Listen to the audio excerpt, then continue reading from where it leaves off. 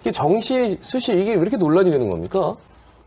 뭐 잘 아시겠지만 이제 지금 여러 가지 이제 경제적 불평등 이런 것들이 이제 청년들의 실업 문제나 취업 문제 이게 이제 부모의 사회적 지위와 개인적 대물림들이 이런 걸 통한다라는 생각을 했고 우리가 그동안 믿어왔던 것은 이제 교육만큼은 입시만큼은 나름대로 공평하고 공정하지 않나라고 했는데 이 중에 이제 중심. 안녕하십니까. 지금부터 대학 입시에 관해서 짧은 시간이지만 간략하게 이렇게 말씀을 드리고자 합니다.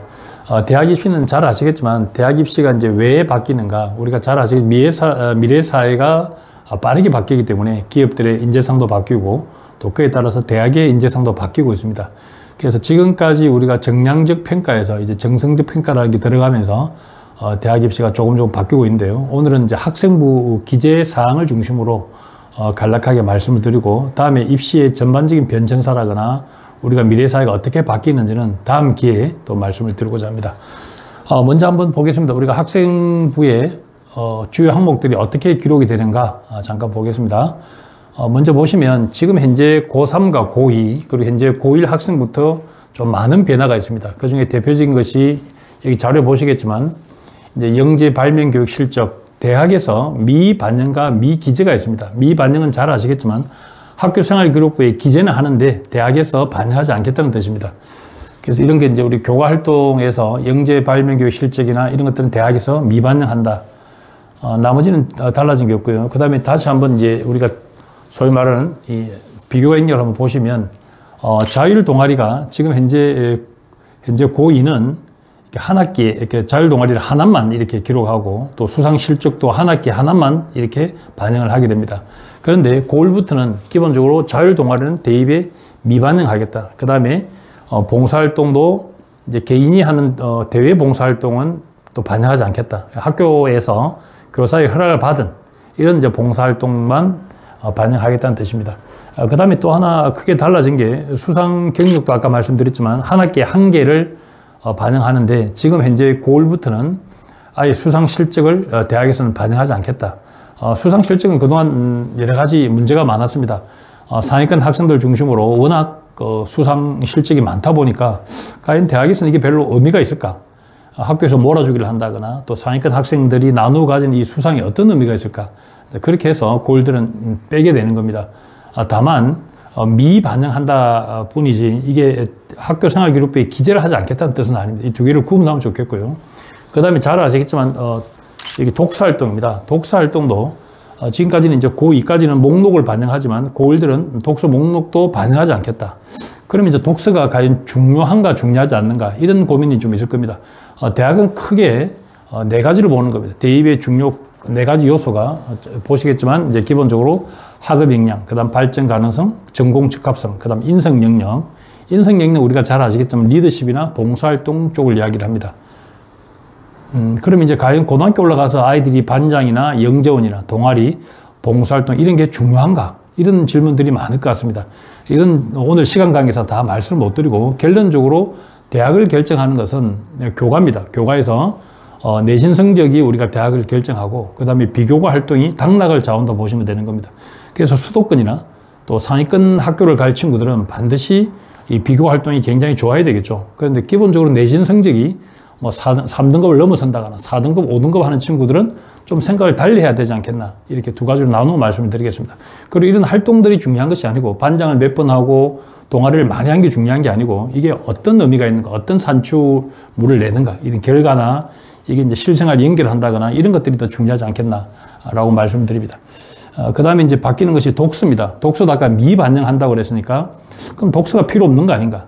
독서는 뒤에 말씀드리겠지만 더 중요한 게 이제 독서를 통해서 이 아이가 전공 적합성이나 발전 가능성이나 또 학업 역량을 드러낼 수 있는 아주 좋은 도구입니다.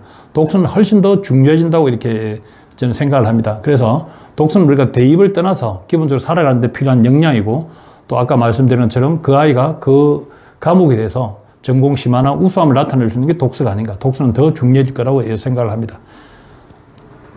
그 다음 하나가 이제 가장 달라지는 게 지금 현재 고2부터 제가 2019년 MBC에서 이렇게 MBC 뉴스데스크나 아니면 MBC 토론에서 했던 이야기 중 하나가 서울대학에서 지금까지 우리는 정시는 지금까지 공식이 수능이었습니다.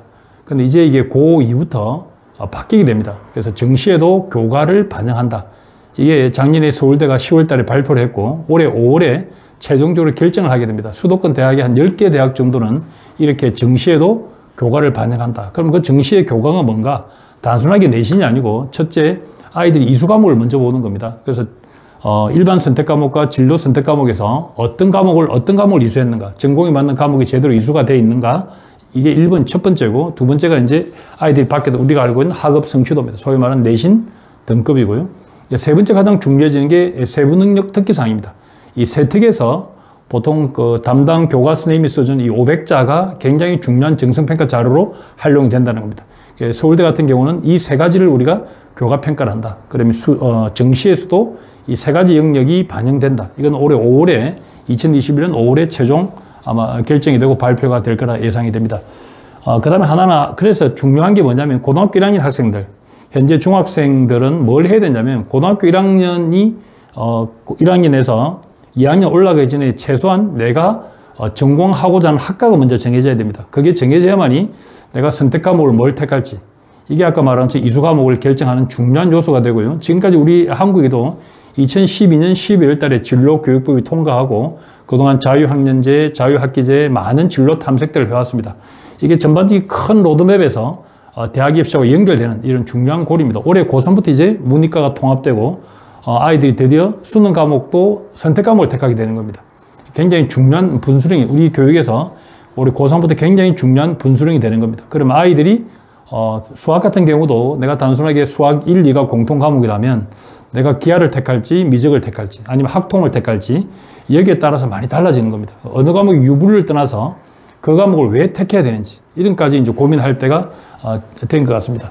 그래서 아이들이 아직까지 진로가 명확하지 않은 아이들, 고1인데도 불구하고 아직까지 진로가 명확하지 않은 친구들은 직업으로 바라보지 마시고 이걸 명사용을 하면 굉장히 힘들어집니다. 그래서 내가 어떤 일을 하고 싶은지 이 명사형을 동사형으로 바꾸는 게 좋지 않겠나. 그래서 내가 하고 싶은 일을 정한다면 그게 맞는 과목이 뭐가 있을까. 그래서 거꾸로 탑다운식으로 내가 하고 싶은 일이 어떤 거고 그게 어떤 직업과 연결되고 그게 어떤 학과로 가야 되고 이런 학과를 갈 것 같으면 어떤 대학을 가야 되는지 이렇게 내려오는 게 중요한 것 같다. 그래서 일반 선택을 뭘 택하고 또 전공 선택은 뭘 택할지 이렇게 준비를 해야 될 시기 같습니다. 중학생들은 아직 시간이 있기 때문에 아직 뭐 저학년 학생들은 자유학년을 통해서 충분히 자기에 대한 진로 탐색을 하고 그래서 중학교 3학년 학생들은 이런 걸 바탕으로 내가 어느 고등학교를 가는 게 유리할지 소위 말하는 특목 자사고를 갈 건지 아니면 일반고를 갈 건지 이렇게 탑다운식으로 내려오는 게 좋겠다고 생각을 합니다. 그 다음 하나가 아까 잠깐 말씀드렸지만 서울대학에서 고1부터 정시 비율을 40%로 늘린다 하지만 지금까지 서울대는 정시는 오로지 수능이었습니다. 근데 올해 고2부터는 이 정시에도 아까 말했던 것처럼 교과를 반영한다는 겁니다. 그래서 여기 보시면 아시겠지만 기본적으로 20% 40%까지 20에서 40%까지 교과를 반영하겠다는 겁니다. 그래서 이제 현역들은 지금 현재 재수하지 않는 친구들은 수시를 포기해서는 안 된다고 이야기를 하는 겁니다.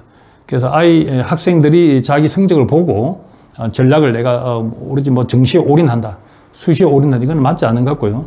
여러 가지 사항을 고려해서 다음 기회가 되면 이제 수시와 정시에서 어떻게 선택하는지를 다음 기회 영상으로 안내 말씀을 드리겠습니다.